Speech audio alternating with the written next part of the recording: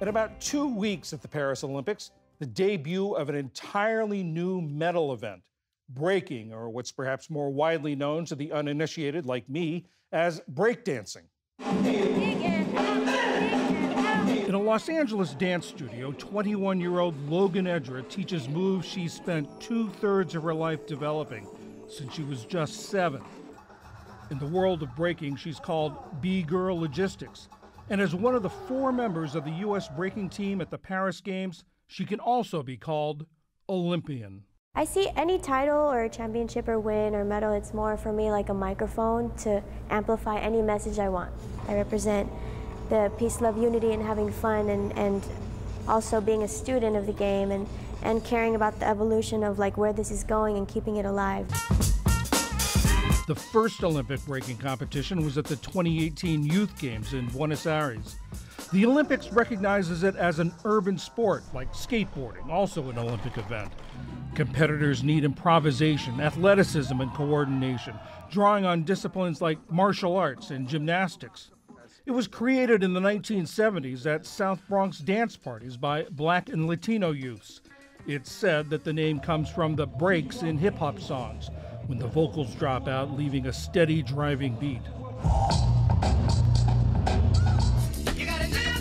The 1983 film Flashdance helped breaking go mainstream with a scene with members of the hip-hop group Rocksteady Crew. Now its popularity is global. From the United Kingdom to France. If you think about Paris, maybe you think about the Eiffel Tower and you think about croissants, but when I think about Paris, I think about raw hip-hop. Nigeria, Egypt. Dancing is what makes you stay away from smoking and drinking, and all of the self-destructive things. For me, it's an art, but also something that I find myself in. Brazil, Libya, even Iran. Here is Iran, and we are dancing. We love to dance as other people do. We want to enjoy our youth.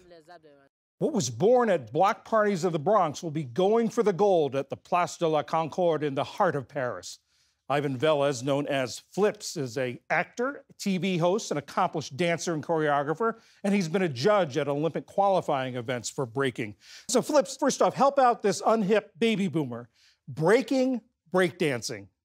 So we call it breaking. If you accidentally call it breakdancing, we'll let you slide on the first time. It was more of a media term that came out in the early 80s, but I do understand why people call it breakdancing, because they are breaking and it is a dance. However, we call it breaking. So what's the significance of having breaking as an Olympic event? Oh, it is the epitome. I know in 2018 it was in Buenos Aires, and it was the first whiff that we got that we could actually hit the main stage. Breaking is finally where it needs to be, going for gold. Finally where it needs to be. Is it to you, is it a dance style? Is it a culture?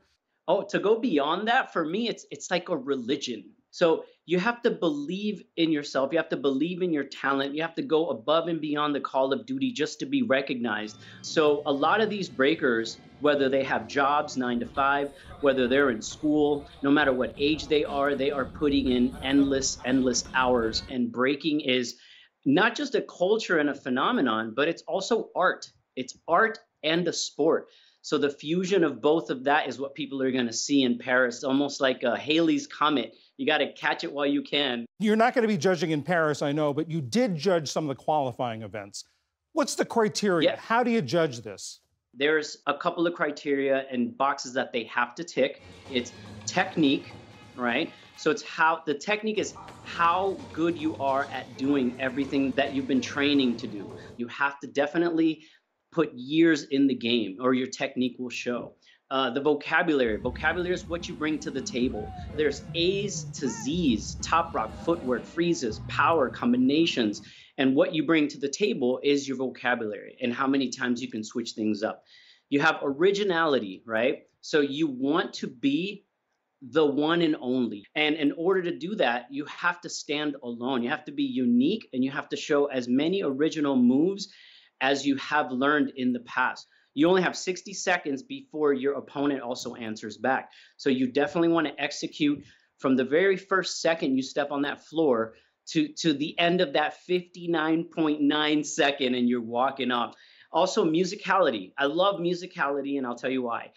We are dancers, right? So it's all framed around the music. If you don't have musicality and you're dancing with either two left feet or you're off beat, we're definitely going to ding you for that. You definitely have to dance and marry the beat and the music that these DJs are playing. You don't know the BPMs, you don't know what track, you don't know if there's lyrics to the track. So it's a really cool game of cat and mouse. Tell us a little bit about the Team USA breakers. Oh yeah, definitely Team USA all day. You have Victor Montalvo, who made it. He's half Mexican, half US. He's from Florida, and he's the highest ranked in the entire world. And we have Sunny Choi, who made it. She's from New York. She had a full-time job, 6-figure salary, and she's given it all up for the gold. We also have Logistics, who I met years ago. I worked with her on a Nickelodeon show. She was a kid.